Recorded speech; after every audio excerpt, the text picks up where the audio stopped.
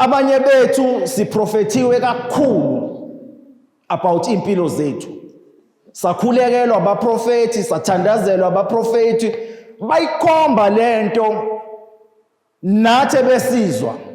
Abaprofeti bayiconfirma phakathi kuthina. But here's the thing, siyastrugglisha ukuphila kule reality le uNkulunkulu ayishilo ngeimpilo zethu. We struggle ukuphila in these prophetic words God has said about our lives. What God says ne reality yethu, it's two complete different things. Why? Kwenziwa yini lokho? One, because sitshela ukuthi impi enkulu esibhekana nayo ezabazalwane ngaphandle. Size siquote amavesi out of context sithi uNkulunkulu uyodeka itafula phambi kwezitha zethu. But impi enkulu esibhekana nayo ila ngaphakathi kuthina. That is the greatest battle that we fight each and every single day. Ayibonge bazalwane. Now into eyenzakalayo siqhubeka sicabanga imumva lethu. We think of our past. Noma uNkulunkulu esekhulumile ngempilo zethu, but our minds and our hearts are stuck in the past. Insakhona bazalwane. Now sicabanga ubuhlungu esidlule kubona. Sicabange ukuhluleka kwethu, sicabange ama rejections esidlule kuwona. Sambe si replay ama conversation noma inkulumo ezeke zakhulunywa, and we start analyzing inkulumo zo 10 years back, and we pick konke ukungcola ne negativity about those conversations, and we bring them into our new chapters. Now some of us khona abantu abasitshela noma ukhona umuntu wasitshela ukuthi ngeke siphinde sibe yilutho. Basitshela lo magama ngoba sathi siqala amabhizinisi sahluleka. Sathi siye esikoleni sa drop out. Sathi siqala ama ministries, they did not work out. Sathi sisemshadweni, they did not work out. Sathi siqala noma anything that is positive, and akwenzakalanga kwaba khona umuntu ekhuluma lo magama aphila kuthina, amila kuthina. Noma uNkulunkulu esethi here's a new beginning, but la magama ayasibusa. Insakhona bazalwane. And la mazwi asuke seshiwo and siluke siwa replaya emakhanda ethu naseyinhlizweni zethu, agcina phenduke amemeze kakhulu adrawune izwi kaNkulunkulu noma selikhulunyiwe, but la mazwi asenomsindo odlula izwi likaNkulunkulu, asenomsindo that beats the voice of God. Yazi ngangihleze ngitshela njoba desha uMC ukuthi izwi likaNkulunkulu into ememezayo eza with this big bang ezokushaya ikuyise ikuforce ukuthi uye la efuna uye khona. Yes, kuyenzeka, we've seen it in the Bible, kuyenzeka. But for day to day living, uNkulunkulu is gentle. Ukhuluma gently to us. Unesineke mekhuluma nathi. He speaks softly when he speaks to us. Now, ekhulumeni kwakhe soft, kodwa izwi lakhe li consistent. And izwi lakhe liyiqiniso for impilo zethu. He says we are more than conquerors. He says singabalungileyo kuKristu. He says osekuKristu useyisidalwa esisha. Bheka okudlule sekudlulile. But asikwazi ukuzizwa lezi zinto because zidrownwa amazwi akhulunywa 10 years back or 20 years back. Insakhona bazalwane. Nisakhona bazalwane. Andizwi kaNkulunkulu lizohlezi malikhuluma lisikhiphe endaweni esijwayele. When the voice of God speaks, it's always going to move us from a place which we are familiar with. And that is the problem with the human mind. Umqondo womuntu likes into familiar. Once you challenge it to something unfamiliar, then uqala uba suspicious ukuthi manje kwenzakalani. Why is this happening? Izwi kaNkulunkulu malikhuluma lisusa from izolo lethu to a future. Izwi kaNkulunkulu malikhuluma lisusa from a comfort zone to something that is great. Asibuke ama characters ala eBhayibhelini. uNkulunkulu mekufike ekhuluma noAbraham with his voice, uthi akaphume kubo ahambe ukuthi uyabhakaza. From his comfort of his home. And bazalwane, we must not get this wrong. Abraham mephuma kubo engahlupheki. Yeke uthi iBhayibheli uNkulunkulu wamthembisa incebo, but he was not poor. He was doing well. But he listened to the voice of God. The voice of God wakhuluma noGideon, igwala liqashile. Wathi akaphume la eqasheni ekhona. The voice of God spoke noPeter. What Peter usuzoyeka ukudoba ofishi usuzodoba abantu manje. The word of God spoke to Paul, umpostoli. uPaul, he knew the law, noma umthetho noma iculture yamaJuda more than anyone. And he was so convicted of what he knew, he used to kill abazalwane abakholwa kuKristu Jesu. That's how much he was convicted. But when the voice of God spoke to him, he shifted from the law and he moved to the gospel of Kristu Jesu. Waphinde wakhuluma noMose ehlane. Now, ngiyayithanda le kaMose ngoba ihamba la kule message engifuna ukukhuluma ngayo. uNkulunkulu mekhuluma noMose beba ne dialogue bekhuluma. I-response kaMose mawufunda iBhayibheli ulilandela kahle. I-response kaMose uresponda to God ngepast yakhe. Uqala utshela uNkulunkulu ukuthi Nkosi angikwazi ukukhuluma. Aqala akhumbula ukuthi ngoba la kuthiwa akaye khona washiya isidumbu lapha. But when God speaks to Moses, God speaks about his purpose. He is not worried about the past kaMoses. And can you imagine when God is presenting something so great, something isizwe saka Israel have prayed for centuries, to say now Moses wena uzolida labantu, and Moses abuke emumva athi no Nkosi, I can't do that. God can speak, but so long as masingayi accept lento eshoyo mase siyayiputha into action, nothing will change.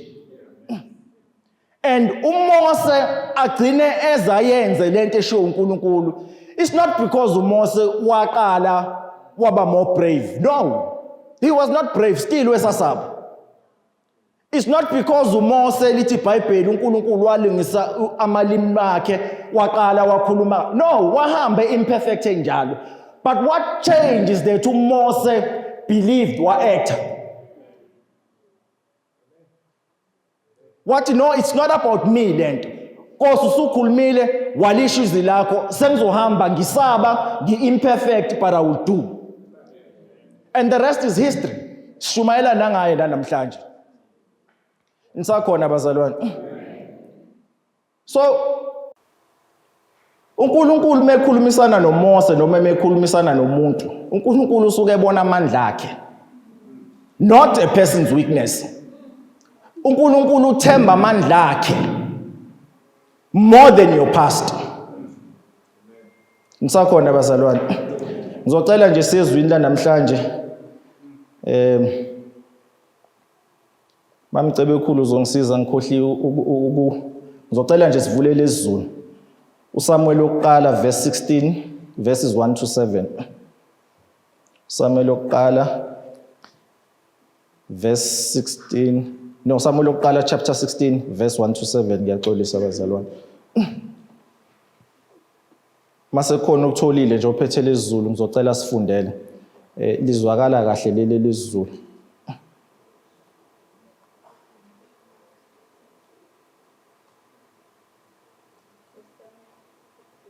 First Samuel chapter 16 verses 1 to 7. Isihloko sakhona sithi ukugcotshwa kukaDavide abe inkosi. USimakade wathi kuSamuel, "Uyakumkhalela kuze kube nini uSawule na? Ngilahlile ngeke esaba inkosi phezu kuka-Israyeli. Gcwalisa uphondo lwakho ngamafutha uhambe, ngikuthuma kuJese waseBhethlehema ngokuba ngizibonele inkosi phakathi kwamadodana akhe." Wathi uSamuel, "Ngingahamba kanjani uSawule uzozwa bese engibulala?" USimakade wathi, "Thatha isithole emhlanjeni uthi, ngize ukuzohlabela uSimakade. Umeme uJese eze emhlatshelweni, mina ngiyokwazisa ukuthi kufanele wenzeni. Uyongigcobela lowo engiyakumusho kuwe." USamuel wenza lokho akutshelwa nguSimakade, waya eBhethlehema.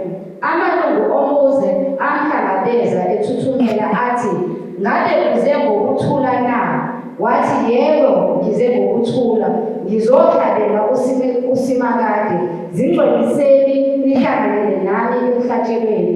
Wamngcelisa uJese namadodana akhe wabamema emhlatshelweni. Kwathi sebefikile wabona u-Eliyabi, wathi, "Impela ogcotshiweyo kaSimakade uphambi kwakhe." Ngiyabonga. Thank you so much. Siyabonga mamzoni. Now ila uSamuel ekhona uphila kwizolo. Uphila kwizolo uSamuel. Njengoba uNkulunkulu esekhulumile wathi usemrejectile noma akasamfuni uSaul. Usenenkosi entsha adinga ukuthi uSamuel ahambe oyigcoba. uSamuel wenzani? Uyathandaza, uyakhala, ukhalela uSaul.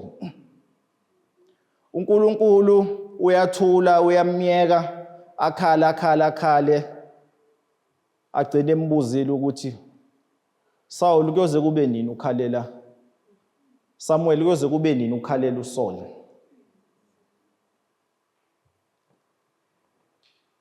Angithi izwi likaNkulunkulu likhulumile la. Likhulumile and it's straight and liyiqiniso. But because uSamuel is so invested on the past, akakwazi ukwemukela ukuthi uNkulunkulu is moving to a new chapter. And just for context bazalwane, masikhuluma ngoSamuel asikhulumi ngomprofeti ochansayo. Sikhuluma about a prophet okhuliswe ethempelini. Izwi likaNkulunkulu uqala ukulizwa esamncane. Sikhuluma about umprofeti who was the greatest prophet ngaloso sikhathi kwaIsrael. But even biblically kuba prophet, he ranks top there. Now we are not speaking about a mediocre prophet.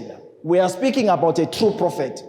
We are speaking about a prophet that hears the word of God. We are speaking about a prophet that anoints kings for Israel. But kwenzakalani when the voice of God speaks? Emotionally uyalimala. Emotionally uba trapped in the past. Ucabanga inkosi uSawuli, ucabanga laba suka khona, ucabanga izimpi abayinqoba, ucabanga irelationship yabo. And izwi likaNkulunkulu liyabambeka. Uyakhala, uyamcela uNkulunkulu, because sometimes bazola nibhlungu lento. Sometimes we pray things uNkulunkulu asedlulile ekuzona. We keep crying and praying for things that God has rejected. And that was the prayer of Samuel. And Samuel, why ekhala, why ekhuleka? Because he knows the voice of God. And uyazi uNkulunkulu ukuthi akasadlali. But ama-emotions zakhe nengqondo yakhe is not allowing him to go ayogcoba inkosi entsha. And I'm praying with this morning, njengoba uNkulunkulu wafika wa-interrupt ukukhala nokuthandaza kaSaul. I'm praying that he interrupts ukukhala nokukhuleka kwethu for izinto seyifile. I pray that God interrupts your cries and prayers. Because there's a new king that you need to go and anoint. God usedlulile kwi-past yakho. God usedlulile kwi-pain yakho. God usedlulile ku-soul wakho. He wants to rebirth new things in your life. And when God interrupts uSamuel, noma uNkulunkulu me-interrupt ukukhala kwakho namhlanje kuseni, it's not ngoba uNkulunkulu ecruel. It's not ngoba uNkulunkulu does not care about you. He cares about you. He understands ama-emotions akho. And he understood to Samuel. But here's the problem. Ngokukhala kwaSamuel nokuthandaza kwaSamuel kwase-opposa i-purpose kaNkulunkulu. Kwase-blocker manje injongo kaNkulunkulu. And that what is happening to us. Njengoba sibhizi sikhala sikhuleka for izinto ezifile, sesi-oppose injongo kaNkulunkulu. Sesilwa nayo manje. We are not only crying, but manje sesimelana with what God has said for our lives. Nisakhona bazalwane. And lento yokukhala nokukhuleka for i-past, yazi isenza sibe njani bazalwane? Isenza sibe nama-excuses for behaving anyhow. Isenza sikwazi ukujustifya noma yini esenzayo. Ngoba sithi ngilimele ngisakhala Nkosi. Nkosi, you will understand. It makes us siba amavila.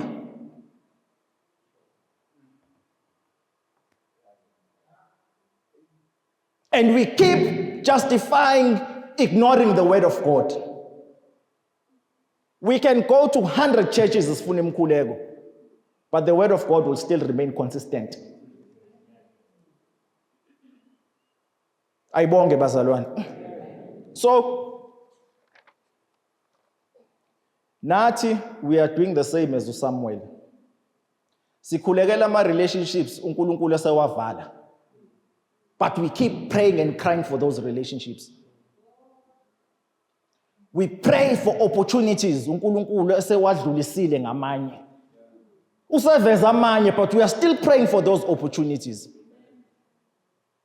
We are still praying for uNkulunkulu uthi avule icapha uNkulunkulu aseyivala permanently. And we keep knocking on these doors.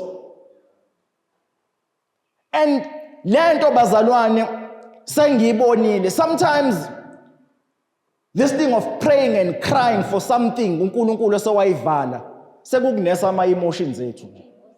Sizenze sifile bad ukuthi kodwa ngithandazile. But God has rejected that. He has something new for you. He has something better. He has something greater. He has a new king in your life. Ayibonge bazalwane. Manje problem simane past yethu. Kanti there's a future that God wants us to go to. Nisakhona bangcwele. Injongo kaNkulunkulu kwangakhona ukuthi uSamuel akhala azashona. And that's the most painful thing about impilo yomuntu emhlabeni. Sometimes we cry until we die. For izinto ezingasekho that uNkulunkulu wayireject. And that akuyona injongo kaNkulunkulu leyo. uNkulunkulu has a bright future for us. But because we like nursing and living in the past, and i-past igcina isishape manje impilo yethu, and take stock of our lives, and ubone ukuthi some of the decisions are informed by past. They are not informed by the word of God. Because I've experienced this, Now it's going to shape my thoughts. Sikhulekela ichapter entsha empilweni zethu. Every day when you come to church, hey Nkosi, I'm praying for a new beginning in my life. But umqondo nenhliziyo usasemuva. Let me prove this to you ngestory sika Lot noma unkosikazi kaLot. And see how it is important for us to act correctly on the word of God. uNkulunkulu mefuna ukubhubhisa iSodoma neGomora. Uyarealize ukuthi no kunabantwana bami lapha. Afike emndenini kaLothi ngeengilosi. And he says no abaphume bahambe. And that's another problem esibuye senze sibazalwane. When God speaks sifuna ukunegotiate naye. uLot eluke negotiate neengilosi, eluke negotiate. Fine. Because uNkulunkulu ubaba wethu, he listens to us. But mase ebanika one instruction mase bephuma behamba uthi ningabe nisabheke emuva. Don't look back. Bahamba. Kwathi mase behamba unkosikazi kwaLot washo ukuthi umzimba uphumile inhliziyo nengqondo isasele. And we know what happened. Waphenduka kwaba isidunu sikaSawuli. The voice of God iyakhuluma. Angithi uNkulunkulu uyakhuluma kuloso simo. In fact, uNkulunkulu rescued them. And some of us, uNkulunkulu always rescues us. But the mind and the heart keeps going back. It keeps going back. Siphuma ngemzimba nje. Singabazalwane nje siyakhonza asikwenzi lokhu nalokhu but inhliziyo nengqondo salapha. The minds are not transformed as yet. The hearts are not healed as yet. And that is the danger of looking back. Sometimes omunye umuntu mefunda iBhayibheli ngathi hayi lento kaNkulunkulu ayisebenzanga waye unkosikazi kaLot waphenduka waba yilento eyiyona. No, likhona likhulumile. It works. But it needed nayo ukuthi abe obedient to the word of God. Insakhona bazalwane. So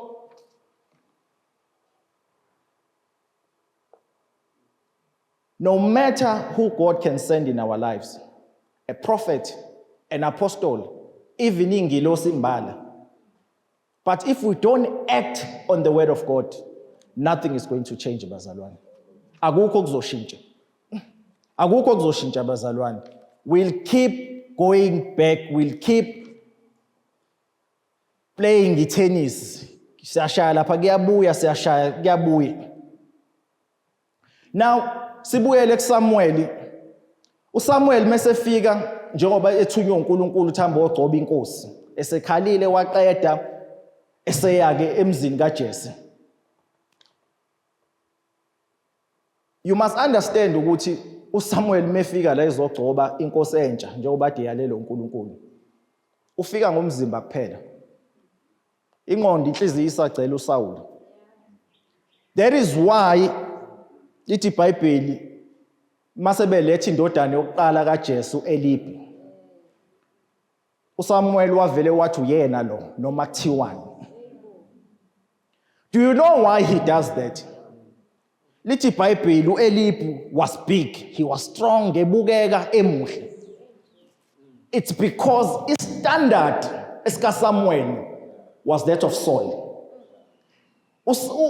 uSamuel uye emzini kaJese ufuna ukubona uSawuli lapha. The same Saul that God has rejected. And I'm convinced ukuthi liyasho iBhayibheli ukuthi uDavid wabizwa after, but I'm convinced even uDavid esekhona his mind could not accept ukuthi lo uyinkosi. He could not accept it. Because ula ngomzimba but umqondo wakhe nenhliziyo yakhe ile kuSawuli.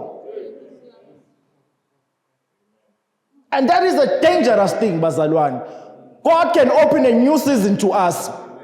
Singene ngomzimba but inhliziyo nengqondo kusele emuva. And people will be asking questions ukuthi awuphathi kwenzakalani ngoba besimbone eza kahle. No, beza kahle ngempela. And umzwile uNkulunkulu but inhliziyo nengqondo isele lapha. Ukubona kuma expressions nakwi-behavior nakwi-temperament yakhe. Usalinyazwa izinto ezakhulunywa 10 years ago. Zishiwo namanje, they raise the same emotions.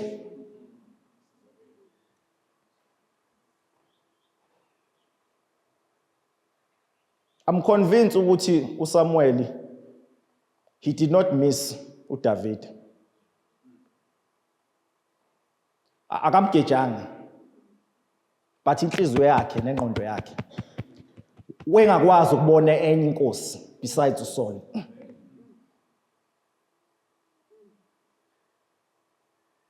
And there's a danger now eyenzakalayo.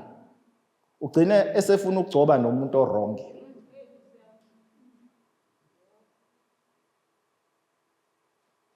Ugcine esefuna ukugcoba nomuntu wrong that God has rejected. Ueliphi uNkulunkulu wami rejecta kudala for a reason that God knows.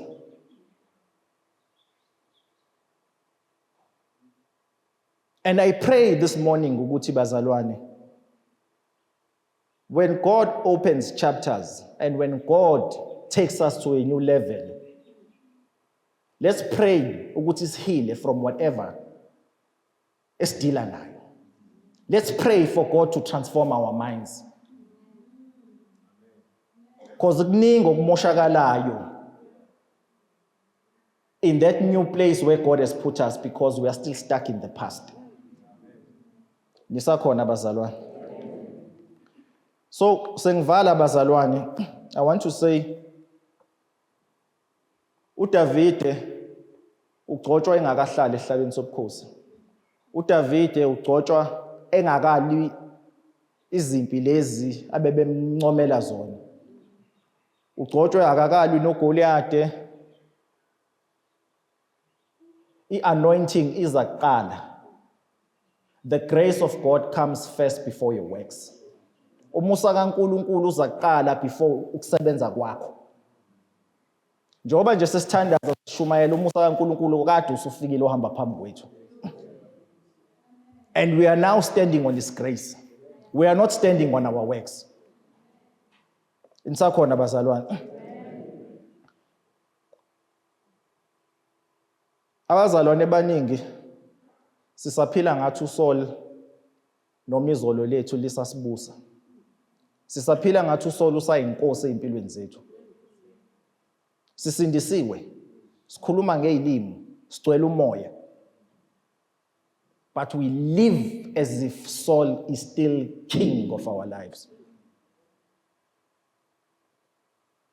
We are not sure about our standing with God. Njalo sihleze sihluphe ukuthi Nkosi kazi lokho ngikwenzile kuyakwenelisa na. We are not even sure about insindiso yethu. Do you know why we are not even sure about insindiso yethu? We trust izolo lethu kakhulu more than uKristu. Izolo lethu feels more alive than uKristu okhona ngaphakathi ekuthini. We don't believe ukuthi into eyenziwa uKristu esiphambanweni iphelele. It has sealed us, yasecure kwinsindiso. You think of your past mistakes and uzudoubt, hey, uNkulunkulu ungixolele ngempela. Did God really forgive me? Your past is replaying itself. And it's speaking louder than what uJesu wayenza esiphambanweni. Insakhona bazalwane. Now isiphambano ila uNkulunkulu owethi kuthina izolo lakho alisana amandla empilweni yakho. Ila wafika walibethela izolo lakho kwaphela ngalo.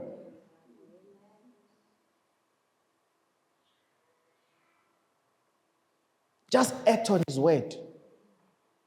Just believe His word and act on His word.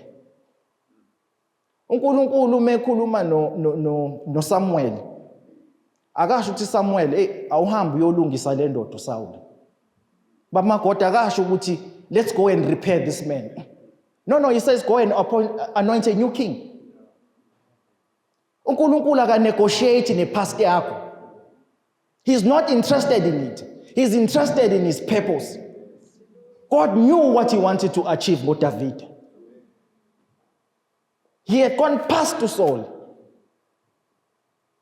I-purpose kaNkulunkulu ayinegotiate nepast yakho. So, bazalwane, sengiyavala and sengiyahlala phansi. We can be filled of the Holy Spirit, sikhulume ilimi, and still be ignorant. Singagcwala umoya and still struggle. Not ngoba uNkulunkulu anointed that struggle. It's because we are not responsive to the word of God. So, I just want to say, makhona okhona namhlanje, ongakaza athatha isinqumo sokwemukela uKristu njengenkosi nomsindisi. Uhleli phansi lapho uyayibuza, uyacabanga ukuthi ngampela lo Jesu uyakwazi ukungixolela kwipast yami. Uyakwazi ukudlula kulezi zinto engizenzile empilweni yami. Ngila ngizokutshela ukuthi God has forgiven you. God has forgiven you. Just take a decision, umemukele njengenkosi nomsindisi wempilo yakho. Don't allow yourself ukuthi uphathwe uSaul ngisho uKristu esekhona. Ungavumi. God is not asking you to repair your past before uze kuKristu. Uthi woza njengoba unjalo. He knows there's something great in you. He knows ukuthi there's something powerful in you. He knows ukuthi there's greatness in you. But ubanjwa ama-chain of the past. Ngisho usuyizwa imessage kaKristu Jesu. Ngisho usukufila ngaphakathi kuwena. Kodwa lama-chain aluke ekhala ngemuva. And mekhala lama-chain ngemuva adrown izwi kaNkulunkulu. Athi maselidrownile uvuke kusasa kodwa liqhubeke likhulume. Because the word of God is consistent. The word of God is the truth. Thatha amehlo akho uwasuse from your past and ubuke uKristu Jesu njengomqali nomphelelisi weinsindiso zethu. His grace can never be exhausted. Angeke uqede umusa kaNkulunkulu. Owethu uzowuqeda la esontweni sidikile sikhathala wena sikuxosha. But okaNkulunkulu ngeke uqede. There's no limit to it. For in him your past is forgiven and you are saved in the hands of uKristu Jesu. Fundisa uMagoda ngicela usikhulekele bani. Ngiyabonga baba.